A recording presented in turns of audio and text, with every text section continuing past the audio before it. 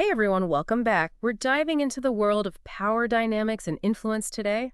Specifically, Law 37, Create Compelling Spectacles from Robert Greene's The 48 Laws of Power.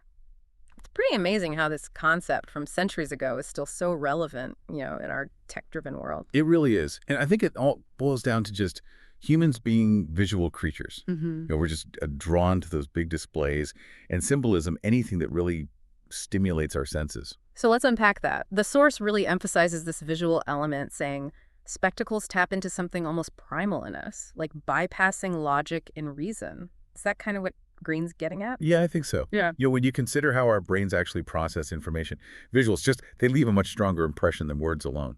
Think about like a time when you were completely captivated by a visual experience. What made it stick with you? Was it the words that someone used? Or was it how it looked and felt? Yeah, it's definitely that overall sensory experience that you remember. So how does that translate into power and influence, though? Well, think of it this way. When you create a spectacle, you're basically crafting an experience that makes people feel something. Mm. You know, awe, excitement, fear, even a sense of belonging. And when you tap into those emotions, you become way more persuasive. So it's not just about having power, but making people feel that power, like a king walking in with a crown and everyone just bows. Exactly. And a perfect example of that is Louis XIV, the Sun King. He was totally obsessed with turning his court at Versailles into this massive spectacle just to demonstrate his authority. Yeah, the source mentions him. All those lavish ceremonies and the clothes, the over-the-top architecture. It's almost comical to think about it now, but it worked for him, I guess. Oh, it did. And here's why Louis XIV, he understood that true power wasn't just about like holding a title, but it was about projecting an image that really resonated with the masses. He wanted to create this aura of divine right, making his rule seem totally unquestionable. And what better way to do that than through awe-inspiring visuals? So he was basically creating this theatrical production with himself as like the lead actor. Yeah, you could say that. But here's what I find really fascinating. Louis XIV's approach, it illustrates this key principle. Spectacles, they aren't just about brute force. They can be used for all sorts of goals. Oh, interesting. So it's not just about showcasing strength. Not at all. Robert Greene actually outlines three main purposes for spectacles: to inspire awe, distract from weaknesses, and then unite people around a vision. Okay, let's break those down. Seems pretty straightforward. You create something so impressive that people are just blown away. I'm picturing like massive fireworks displays in ancient Rome. Exactly. Or even something more subtle, like Yeah. really well-designed product launch. The whole point is to just overwhelm the senses in a way that creates a sense of wonder.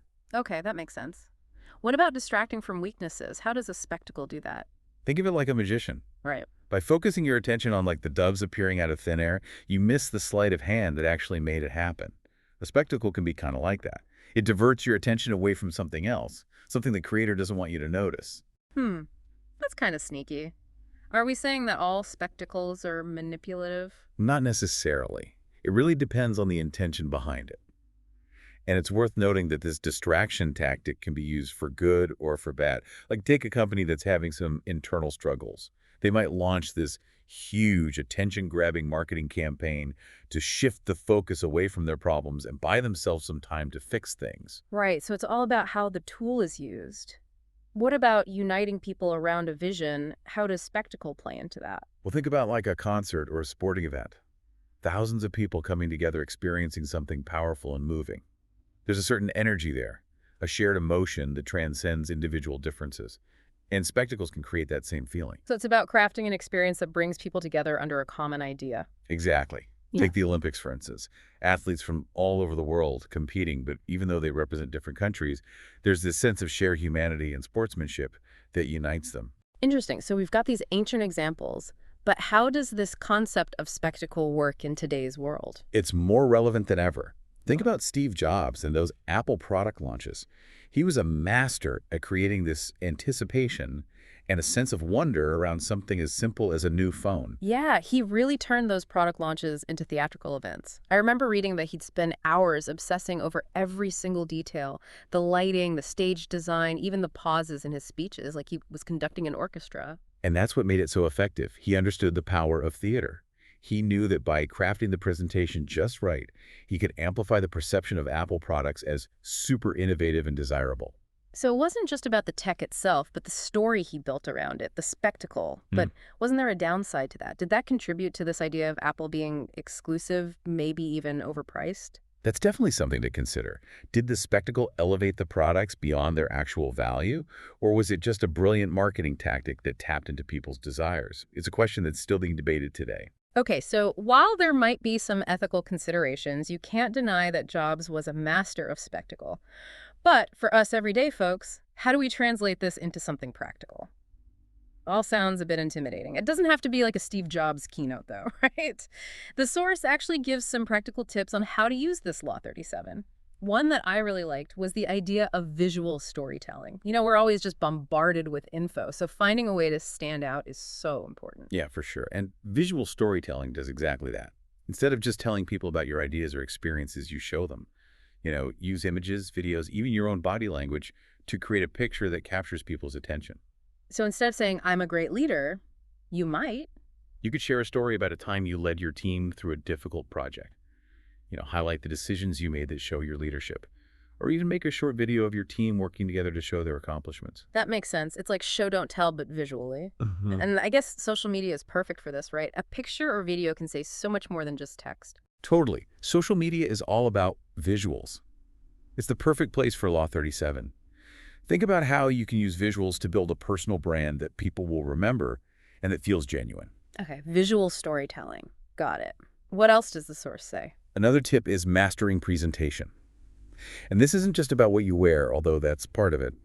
It's about how you carry yourself, your posture, your eye contact, your whole It's demeanor. like your presence is a spectacle in itself. Exactly. And you're always presenting yourself, whether you realize it or not. So pay attention to what you're saying with your body language. Project confidence, enthusiasm, and authenticity. It makes me think about those speakers who just command a room. It's not just what they're saying, it's how they say it. Their energy is infectious. Right. They use their body language, their tone of voice, even their pauses to create a spectacle that really engages the audience. They know that presenting is more than just information. It's about creating an experience. It's like they're directing the audience's attention and emotions, just like a movie director. Okay, visual storytelling and masterful presentation. Got it. What's the third tip? It's creating memorable moments. Yeah. Think about how you can elevate everyday experiences into something that people will remember and talk about. I like that. So instead of sending a generic thank you note, You could handwrite a thoughtful card, maybe include a small gift.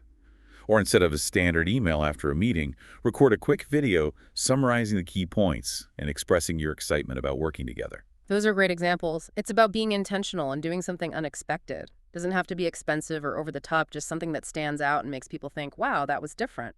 Exactly. Yeah. The point is to be different, to make a positive impression that stays with people. All right, 2 more tips. What's next? The source talks about using symbols and rituals. Think about creating recurring patterns or visual cues that reinforce your message or brand. Oprah's favorite things.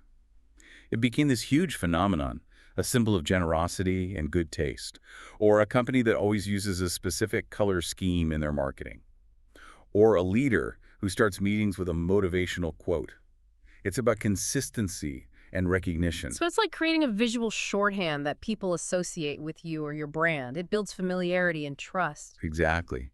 And that familiarity is so powerful, especially now when people are overloaded with information and choices. And lastly, the source really emphasizes balancing spectacle with authenticity. We've talked about this, but it's important. It is. Because in the end, all the spectacle in the world doesn't matter if there's nothing real behind it. Your actions, your values, your character. That's where real power and influence come from. So it's not about putting on a show, pretending to be someone you're not. No, not at all.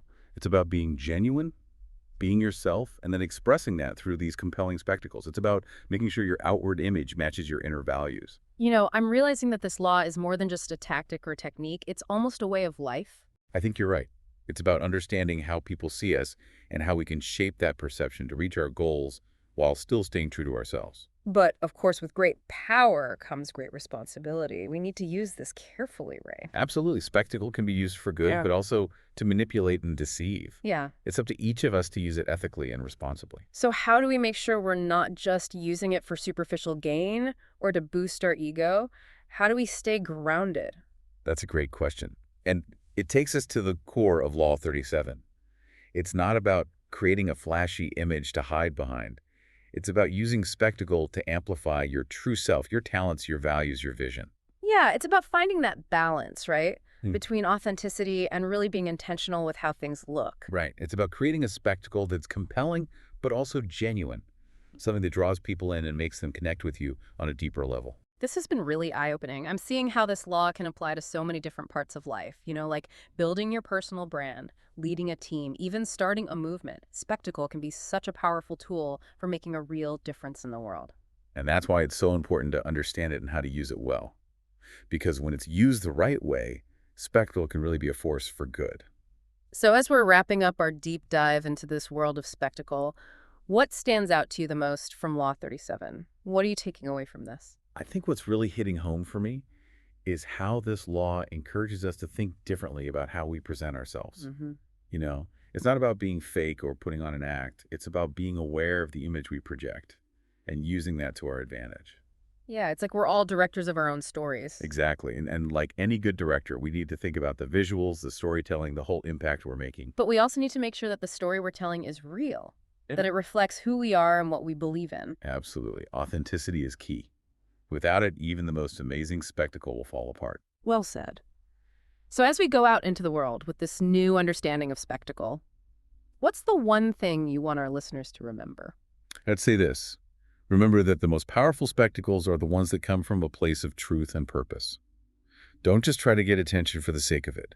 Try to create experiences that really connect with people on a deeper level. Experiences that inspire them, move them, and stay with them. I love that. And on that note, I want to encourage you, our listener, to think about how you can use these principles of spectacle in your own life. Whether it's visual storytelling, mastering presentation, or creating memorable moments, there are so many ways to use this powerful tool. And remember, spectacle isn't just for celebrities or powerful people. It's something we can all use. So go out there and create something amazing. Let your true self shine through, amplified by the magic of spectacle. This deep dive has been so insightful. A huge thank you to you for guiding us through this exploration of Law 37. And to you, dear listener, thank you for joining us. If you're interested in learning more about power and strategy, we highly recommend checking out Robert Greene's The 48 Laws of Power. Until next time, keep those minds curious, and as always, keep diving deep.